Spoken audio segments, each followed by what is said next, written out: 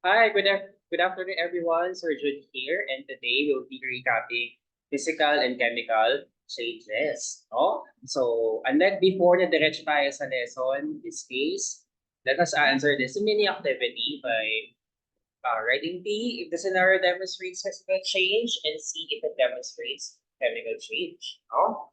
So, let's start with number one, the one on the left. Sliced apples. That's a demonstration of physical change. Okay. Next po is number two, rusting of iron. That's an exhibition of chemical change.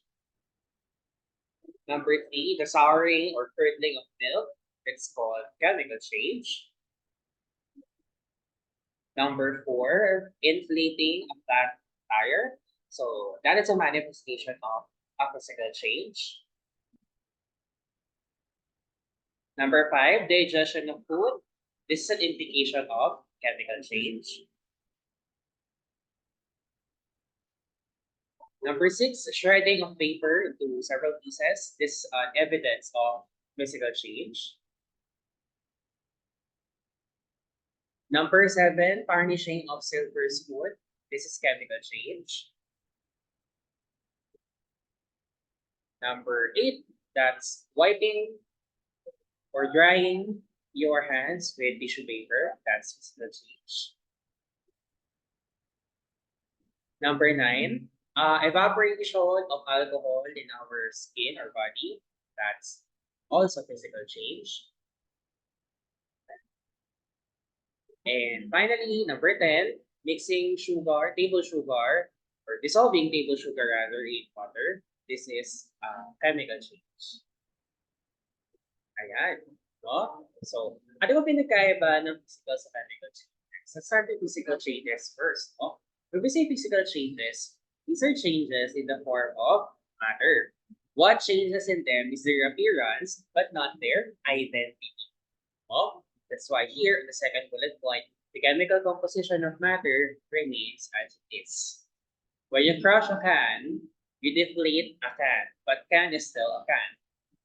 When you melt an ice cube, solid water becomes liquid water, but it's still water. And it's the same for boiling water, mixing sand with water, breaking glass, shredding paper, chopping wood, mixing green and red marbles, and sublimation of dry ice. Okay? How about chemical changes? When we see chemical changes, these are changes in the chemical composition of matter. Nagbabago na yung identity ng matter or ng substance natin.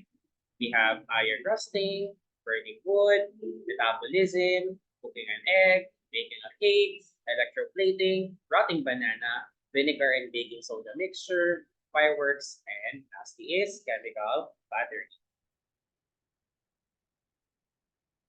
Ngayon, because nakapag-upload na ako ng video about chemical equations, we will focus more on chemical changes. No?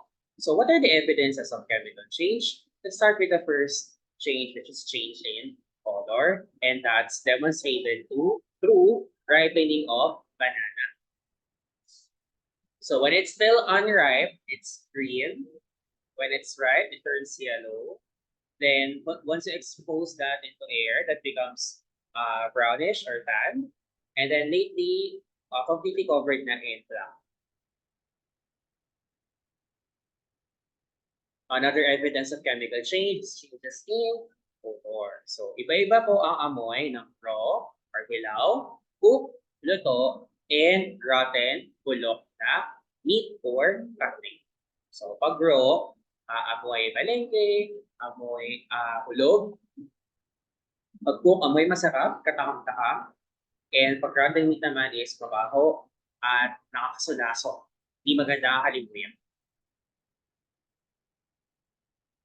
Third evidence of chemical change is changes in energy. So that happens when you turn powder into firework. No? Kasi kung powder pa lang yan, it's not moving at all by itself, and then you don't hear a sound, you don't see a light at all. No? So ang present pa lang sa powder is empty potential energy. and chemical energy as well. Kasi may nakastore na energy doon. But, once na sinindihan mo na yan, there is now heat energy, and then aakyat sa taas, movement, that's kinetic energy. And then, makikita mo yung lights, light energy. And finally po, makikita niyo iba't ibang tunog ng pumutok, that's sound energy. Number 4 is emergence of bubbles, as exhibited by Hope Volcano when you put Mentos inside. No? So may lalabas na bubbles. But, just a note, not just because may lumabas na bubbles doesn't mean it's already an evidence of chemical change. Because for example, naligo ka lang naman and kita may soap bubbles. That's not yet chemical change, no? As well as boiling water. So, magpakuluhan ng naman ng tubig, but tubig is still tubig. From liquid form, naging gas. And lastly, we have precipitate formation or anti-solvent matter. As we all know, not all substances mix together. And when you see solid substances either floating or staying at the bottom of a test tube or a container, pag nag-form ng layers, tapos may nakita ka yung solid part, that's what you call a precipitate. So, yun lang po. Ang 5 evidences of chemical change, we have changes in color, changes in odor, changes in energy, emergence of bubbles, and lastly, we have precipitate formation. And dito na po nagtatapos ang ating video lecture about physical and chemical changes. That's all, and see you sa aking last video lecture for this school. Bye-bye!